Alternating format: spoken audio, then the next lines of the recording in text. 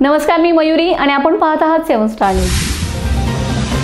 सांगली येथील traditional karate दो association या शासन मान्यताप्राप्त संस्थेकडून घेण्यात आलेल्या कराटे बेल्ट परीक्षेमध्ये समर्थ स्कूलच्या 19 खेळाडूंनी विविध बेल्ट संपादन केलेत। यामध्ये ललित चौधरी व अथर्व कांबळे यांनी येलो बेल्ट, तर मधुरा शिंदे, आराध्या कोळेकर, हेमा बिडकर, श्रावी खारगे, आराध्या गावडे, सिया निकम, रुद्र पुदाले, स्वरा बुचडे, आरवी गोंदिल, अनुश्री घोरपडे, किमई शहा, गायत्री खंबाळकर, विराज बुचडे, रणवीर बुचडे, श्रीशा बुचडे, यशश्री बुचडे व आराध्या बुचडे यांनी ऑरेंज बेल्ट संपादन केले।